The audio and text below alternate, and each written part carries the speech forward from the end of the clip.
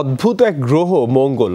যুগে যুগে এই গ্রহটিকে ঘিরে শুধু একটি প্রশ্ন, আদৌ কি প্রাণের অস্তিত্ব আছে সেখানে?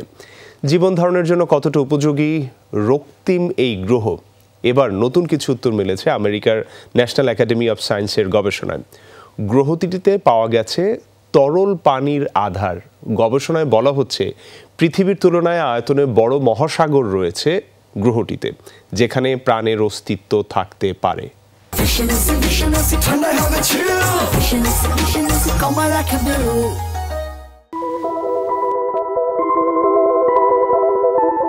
আরও প্রবল হলো মঙ্গল গ্রহে প্রাণের অস্তিত্ব থাকার সম্ভাবনা। সৌরজগতের চতুর্থ গ্রহটি থেকে এর আগে নানা ধরনের খনিজ পদার্থ পাওয়া গেলেও এবার মিলেছে পানির সন্ধান। 1-2 ফোঁটা নয়, বরং বিশাল মহাসাগর পরিমাণ জলের আধার রয়েছে মঙ্গল গ্রহে, এমনটাই বলছেন মার্কিন গবেষকরা। অবিশ্বাস্য হলেও বিস্ময়কর এই তথ্য প্রকাশ করেছে মার্কিন সংস্থা ন্যাশনাল একাডেমি অফ সায়েন্সেস। নাসার মার্স ইনসাইট ল্যান্ডারের ডেটা ব্যবহার করে পাওয়া গেছে এই তথ্য। প্রতিবেদনে বলা হয়, মঙ্গল পৃষ্ঠের 11.5 থেকে 20 কিলোমিটার গভীরে রয়েছে বিশাল এই জলাধার। লুকিয়ে আছে ভূগর্ভস্থ শিলার ফাটলে, যা জমা হয় বিলিয়ন খানেক বছর পূর্বে। সুবিশাল এই পানির স্তরে প্রাণীর অস্তিত্ব থাকার সম্ভাবনা প্রবল, এমনটাই দাবি বিজ্ঞানীদের।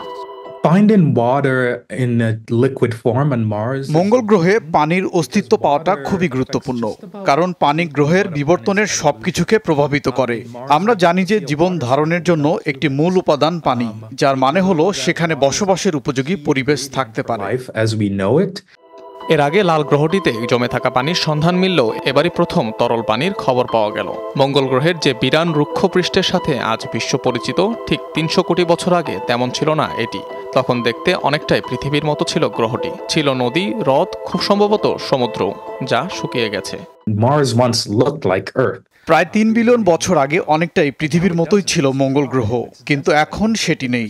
এখন গ্রহটি শুকনো। তাই সবচেয়ে বড় প্রশ্ন, পানি কোথায়? সেগুলো কোথায় গেল? এজন্যই এই গবেষণা।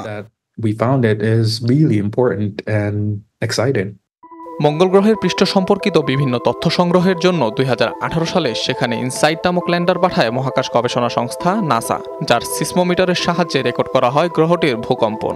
2022 সালে 4 বছরের দীর্ঘ মিশন শেষ করে ল্যান্ডারটি। অনিক রহমান, যমুনা নিউজ।